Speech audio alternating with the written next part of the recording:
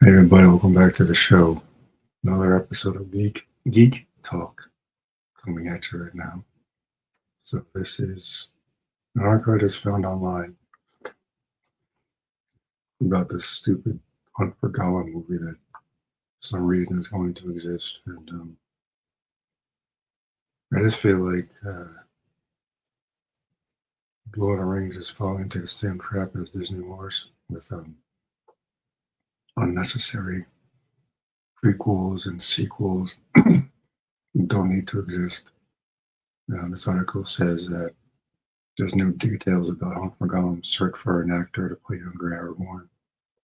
Now that right there is understandable, though Aragorn at the time in the book he's called Strider, obviously, just before he's crowned Aragorn in the movies.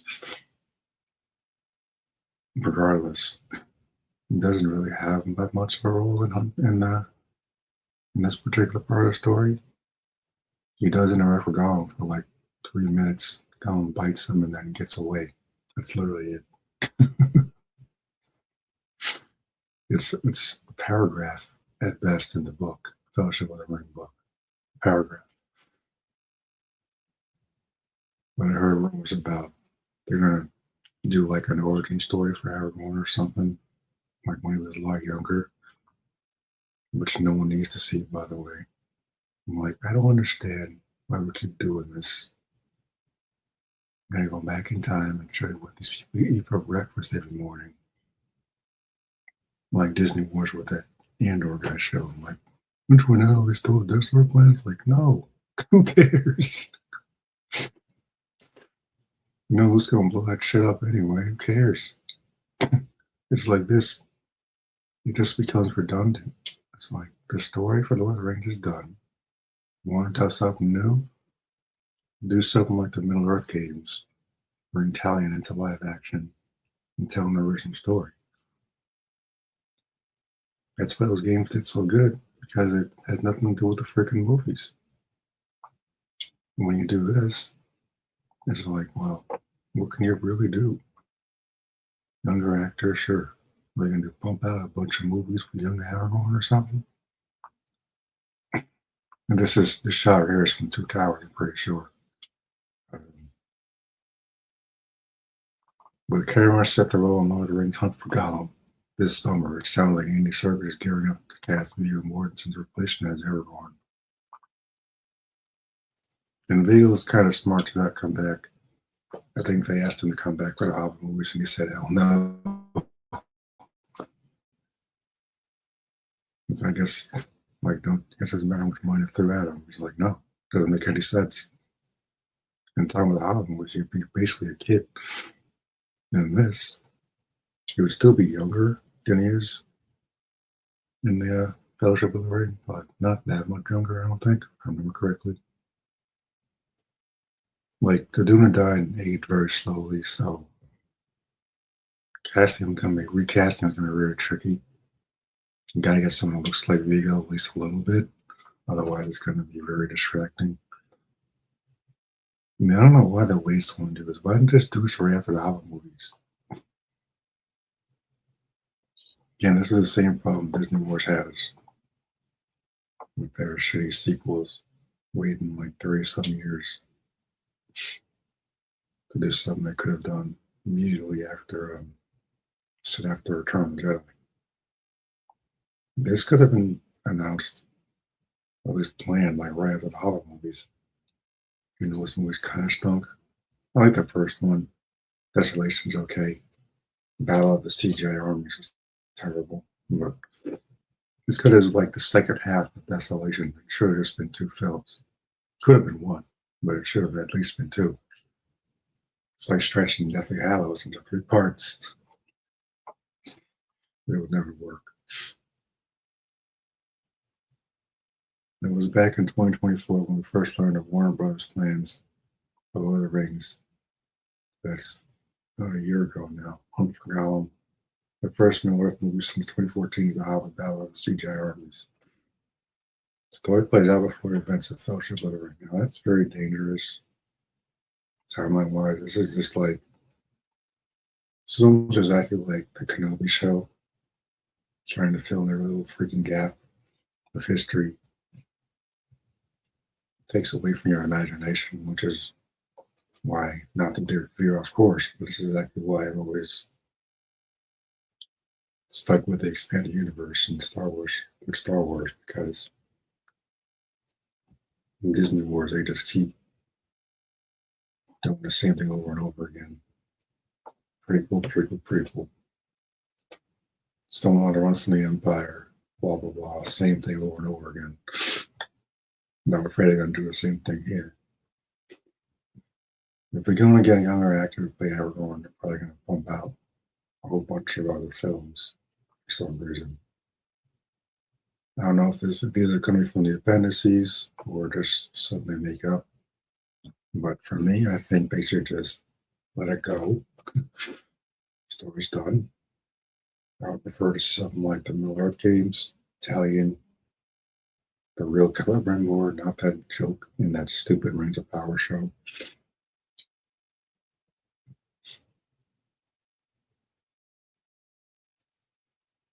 says Andy Serkis is stepped behind the camera to direct the All-Star Players role as Gollum. Okay. We're getting a lot of people that were involved in the original films. Philip Boyens and Fran Walsh, who wrote the Lord of the Rings trilogy, have painted the screenplay, along with Phil Giddens and Artie. I'm not going to see that name. For the War of the Rohirrim, which I never bothered to watch. And it made the movie that came to theaters, I think. I heard it sucked. So, Lord of the Rings and The Hobbit director Peter Jackson, meanwhile, is producing the project. Yeah. With the idea being for this to usher in a new wave of big screen tales. There aren't that many tales to tell. Lord of the Rings was the main one. I already did The Hobbit. You got the Silmarillion, which I doubt they have the rights to. And there's a whole bunch. There's some other stories to be told. Most of them will have to be made up. I mean, look at the Rings of Power. They just so didn't have a story.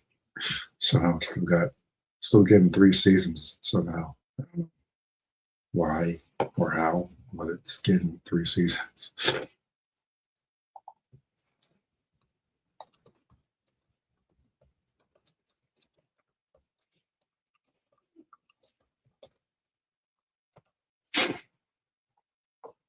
And so Ian McKellen made a comment recently about how he and Elijah Wood coming back for the Hunt for Gollum movie.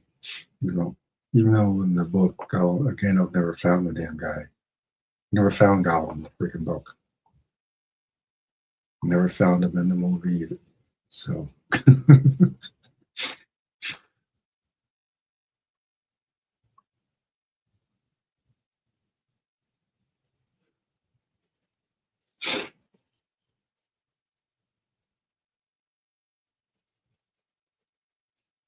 Yeah, just look it up. One of those videos that you're talking about.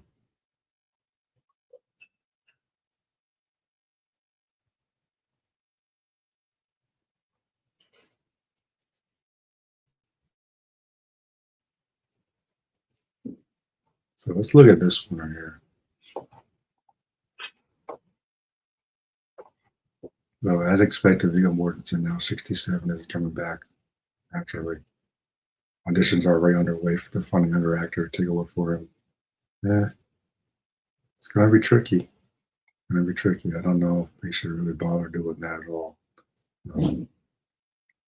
It's gonna take you out of the film because unless you get his kid, maybe his kid has similar features, but this kid's not an actor, it's not gonna matter. Well,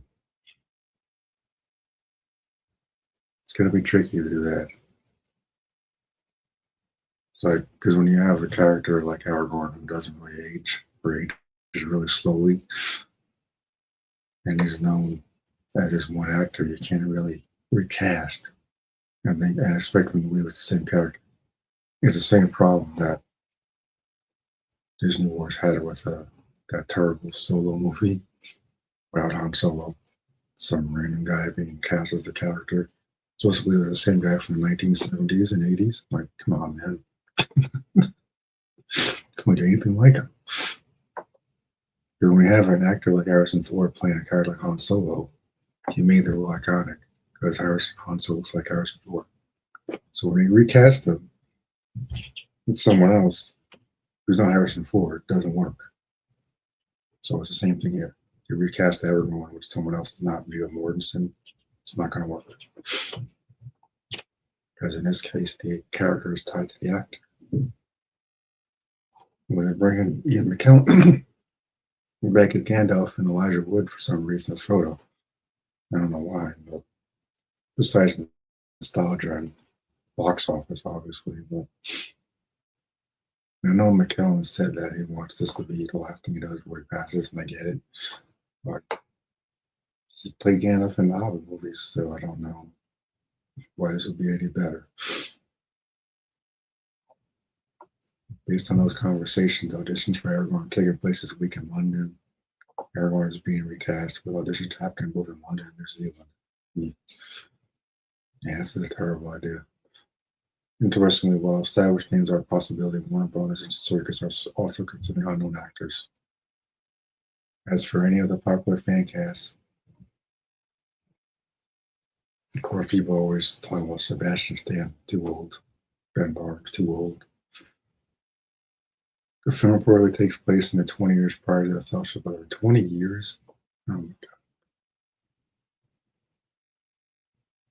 So we're looking at like maybe at least 50-year-old Aragorn at this point, because he's 80 something in Two Towers. Maybe looking at like mid 50s Aragorn.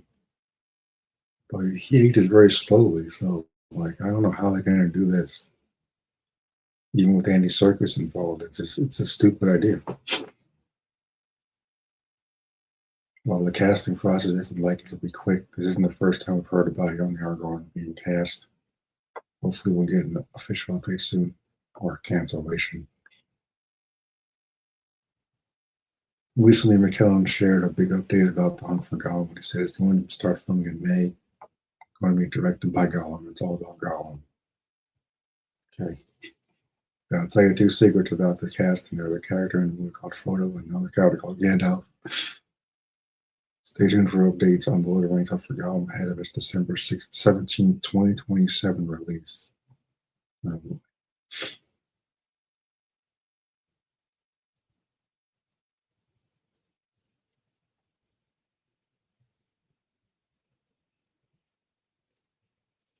Someone said Bella Ramsey for Gollum. I heard that little brat wants to play Spider-Man and some crap. I'm like, no, I don't think so. I like her as Ellie, but enough, but she's kind of a chump when it comes to certain things and expectations for acting and the characters she can actually play. Someone said Stanley Tucci.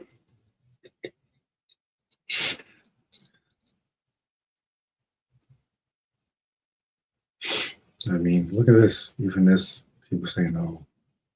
Honestly, my choice for young Aragorn would have been Jamie Dornan, which is about the same age as Sebastian Stan. It's never going to work.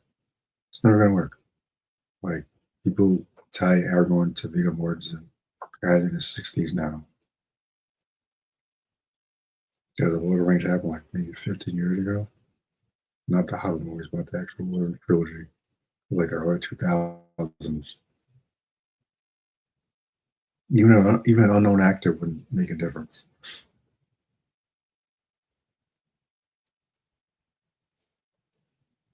I wish I had more interest in this than I actually do later now, since I like the apparent focus on Aragorn, as he is tasked to go on this adventure to find Gollum by Gandalf.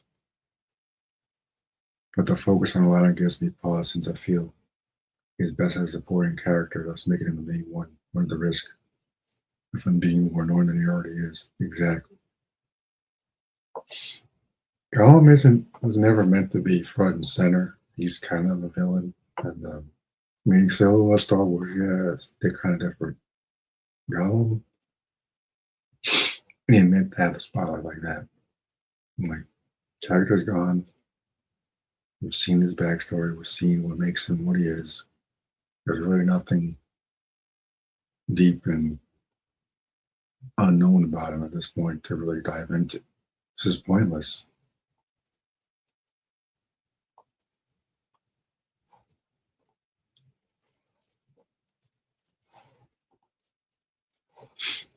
So here on YouTube, we got some.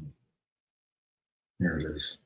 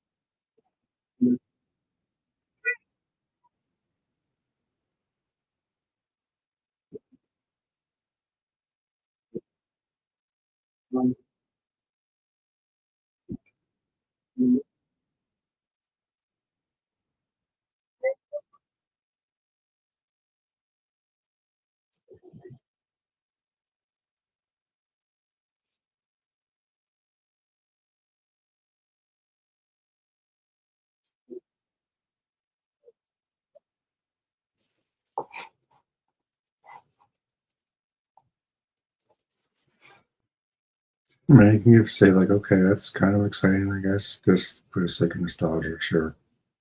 At the same time, it's like, what's the point? Like it's all about Gollum. Like Gollum isn't that interesting. We've seen his backstory. We've seen what makes him what he is.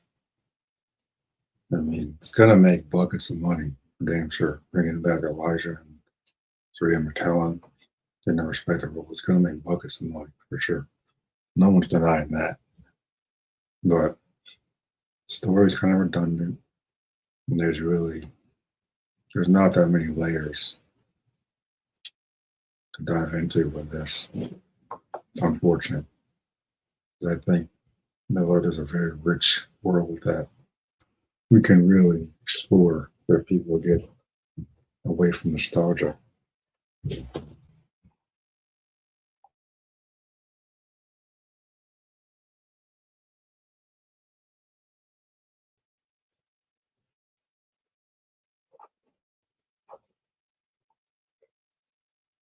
So the second half of this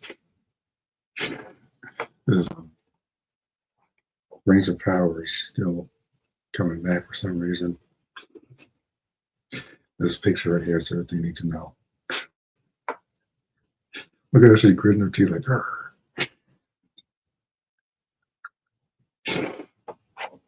Rings of Disaster, season 3 rough production.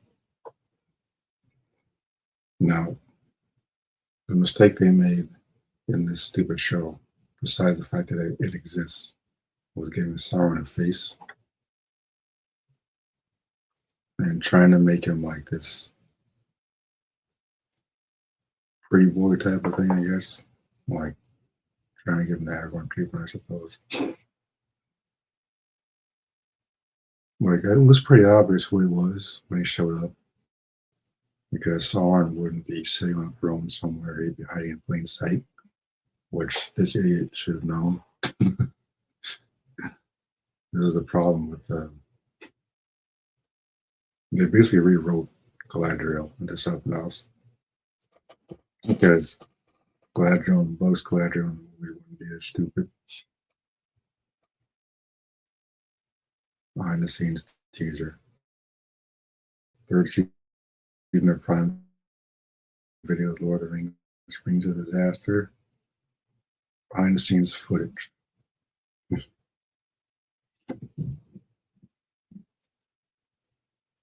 possible spoilers. Spoilers is all will eventually lead to the Fellowship of the Ring somehow.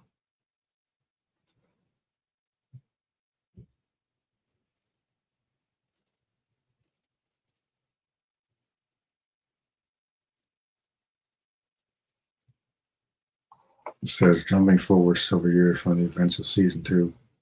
Season 3 takes place at the height of the War of the Elves. And Sauron, as the Dark Lord, seeks to craft the One Ring that will give him the edge he needs to win the war. I'm like, yeah, it's way too early for that.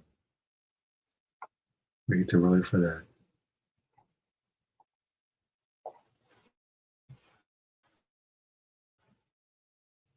That's the problem, like with this show. There's no passage of time. There's no indication where you are on the map. I don't know who any of these characters are. I kind of don't care. The show was a mistake. It's cost them on a gazillion freaking dollars. I'm paraphrasing, but it cost them a lot of freaking money to make this stupid show. You think they could, the least they can do is get Peter Jackson involved, make something decent instead of this garbage to produce. Just, and Disney World does basically does the same thing with all these stupid prequels they keep making. In between 2 and 3, in between 3 and 4, in between 6 and 7, everything beats the Disney Wars anyway. It makes it all pointless, by the way. It doesn't even matter what happens in the Andor show. All that leads to do to Luke Skywalker on that stupid island.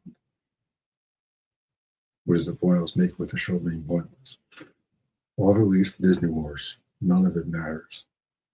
Like this stupid show might as well be an alternate universe because none of this is going to line up with the Lord of the Rings movies.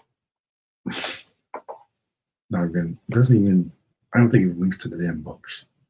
The least you could say of Peter Jackson with the movies, he did his best to respect Tolkien's lore. This basically does the exact opposite,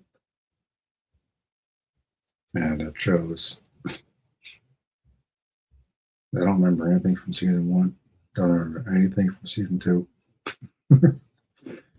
I think it's probably for the best.